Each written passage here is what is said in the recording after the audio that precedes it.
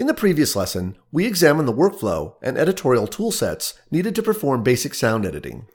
We're now going to look at some of the new audio enhancement features of Final Cut Pro X and how you might use them to improve dialogue, remove noise, and generally improve the overall quality of your soundtracks. We'll also look at how to pan your audio for surround and stereo mixes. I've chosen this chapter to introduce markers because they're useful for spotting sound effects and music cues.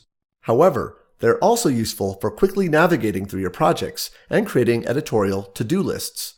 Let's say we wanted to create a to-do marker on every clip where the soldiers are firing their weapons.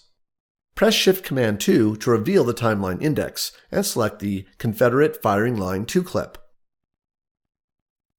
Skim to where the smoke is being discharged from the rifles, then press M to create a marker. A blue marker appears at the top of the clip. Press M a second time to bring up a window for changing the marker name. Type out Find Better Sound Effect. By clicking the Make To-Do Item button, you can flag this marker as an item to be completed later. Markers that are flagged as To Do appear in red. Skim 2 clips over to the Union Firing Line clip, then locate the frame where the rifles are being discharged and press MM to create the marker and bring up the Edit Marker window. Type out Flip This Shot. Then click the Make To-Do Item button. In the Timeline Index, click the Tags button. At the bottom of the pane are icons for displaying various markers, keywords, and to-do items in your project. Click the button with the tooltip that says Incomplete To-Do Items. All your pending to-dos show up in one convenient place. Click on Find Better Sound Effect, and the playhead will jump right to that marker in the timeline. Let's assume we've since added a better sound effect, and we now want to check this item off our list. Just place a check in the red box next to the item, and it will move from the incompleted list to the completed list. Click the List button with the check mark to reveal the completed item or items. The clip marker in the timeline now appears in green. Markers can also be deleted, cut, copied, and pasted to other clips. Right-click on a marker to bring up a menu of options. Cut marker, copy marker, and delete marker are self-explanatory. Choosing Modify Marker brings up the Edit Marker window. Choose Copy Marker from the list. Now select a different clip, then press Command-V. The marker is pasted to the target clip at the playhead location.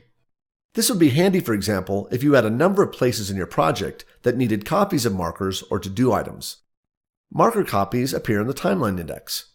You can also modify a marker directly in the Timeline Index by double-clicking on the marker name. And of course, you can remove a marker by selecting it from the list and pressing Delete. Since this lesson focuses on enhancing our soundtrack, let's add some sound effects to our battle scene. Click the Clips button, then select the Confederate Charge clip. The clip becomes selected in the timeline. Skim to the frame just before the soldiers cross in front of the tree and press M to set a marker. Skim into the next clip and set a marker just after the two soldiers in the foreground pass through the rifle smoke. In the event library, select the Sound Effects keyword collection to reveal 4 sound effects. Play them back to get a feel for their differences.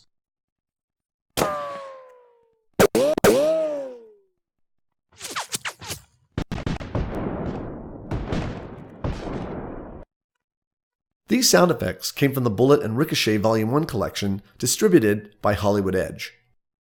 You can purchase the entire collection at the Apple iTunes Store. For more information, check out the links in the PDF that came with this tutorial.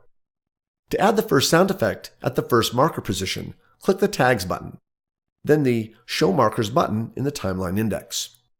Select the first untitled marker to jump the playhead to it. In the event browser, select the Bullet Ricochet, then press Q to connect it to the storyline. Now click the second untitled marker in the index list, then select Bullet Multiple Flybys and press Q. If you look at the connection lines at the head of each effect, they are perfectly aligned with the markers. Play the scene back to hear it with the effects.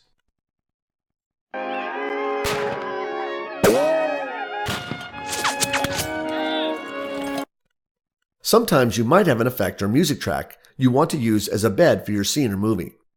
Press your up arrow until the playhead is parked at the beginning of the Confederate charge clip. In the event browser, select the Civil War Artillery sound effect clip.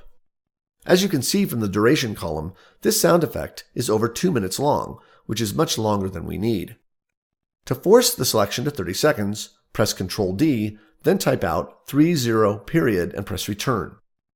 The selection range is now 30 seconds exactly, starting from the head of the clip. Press Q to connect the sound effect at the playhead location. Play back your edits that include the newly connected sound effects. Right way.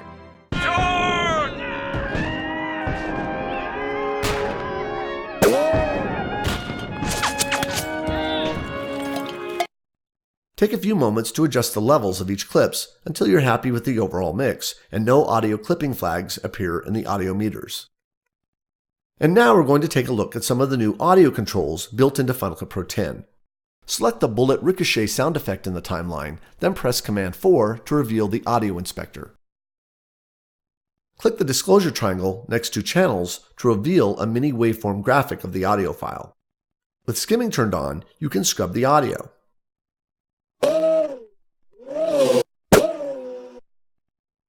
If you've selected a stereo file, the word stereo appears over the graphic. To view your audio as a split track, also called dual mono, click on the channels pop-up and choose dual mono. Choosing this option would be important if you captured your audio using 2 different microphones into 2 separate channels during the shoot. These checkboxes will allow you to choose which channel is the preferred channel when editing. Just turn off the channel you don't want to hear by clicking on the checkbox.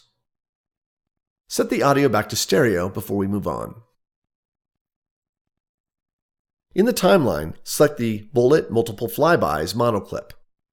In the inspector, the word mono appears over the clip. To remove the distraction of the other audio clips, press Option S to solo this effect, then play the clip back and watch the audio meters.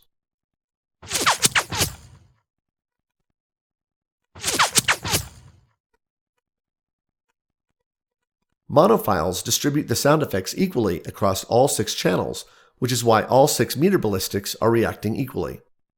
Now unsolo this effect and solo the stereo effect.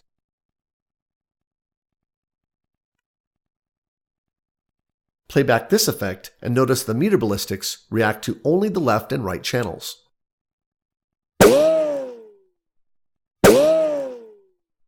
I'm having you do this to underscore a point I want to make about how sound is processed in Final Cut Pro X. And the point is this: all audio is internally processed using a Dolby Surround output matrix.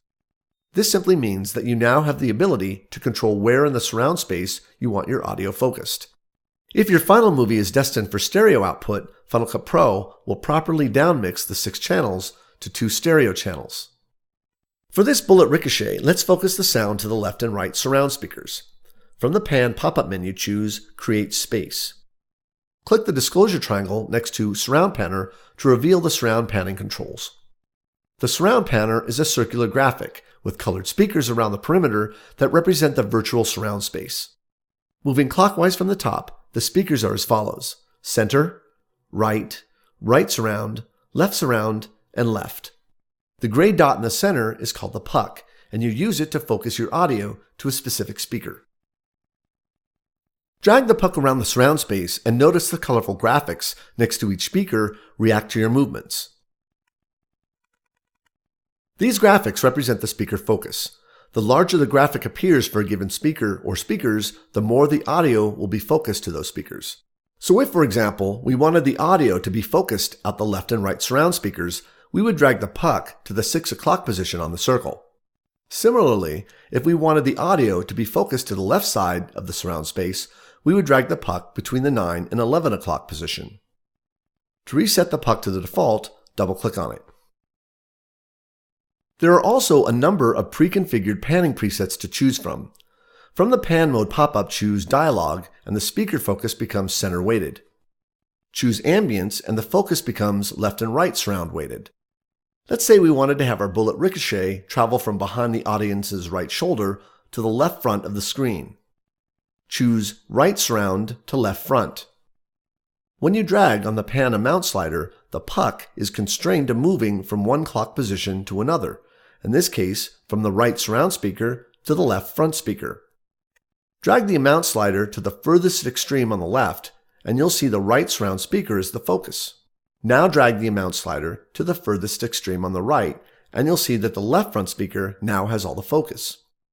What this slider is useful for is animating the speaker focus over time. To animate the sound travel of the bullet ricochet, move your playhead to the beginning of the ricochet sound effect. Using the amount slider, drag to the left until the value reads -100. By the way, you don't need to use this extreme value. You could use any value between 0 and -100. Now click the diamond with a plus in it to create a keyframe. Keyframes that have been set become orange. Move the playhead about halfway through the effect, then click the diamond to create a second keyframe.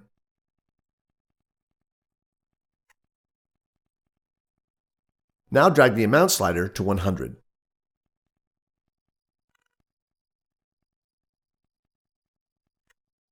In order to see your keyframed effect, click on the tiny badge in the upper left area of the clip to bring up a menu. Choose Show Audio Animation from the list. Note the keyboard shortcut for this is Ctrl-A. At the bottom of the clip, you'll see an effect bar with the name of the parameter you just animated. The keyframes you just created also appear along the bottom of the bar. You can move a keyframe earlier or later in time by dragging on it. A tooltip appears to show you how many frames you've moved it from its original location. As you skim over the clip, watch the puck in the surround panner and it will move from the right surround speaker to the left speaker.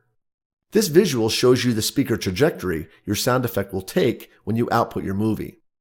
Keep in mind you can only monitor a surround mix if you have the proper hardware connected to your Mac. To remove an effect, click on the effects bar or press Delete. To close the audio animation on the clip, click the X in the upper left of the clip or press Ctrl-A. Then turn off soloing for this clip. We'll be covering keyframes in greater depth in the lesson on creating effects.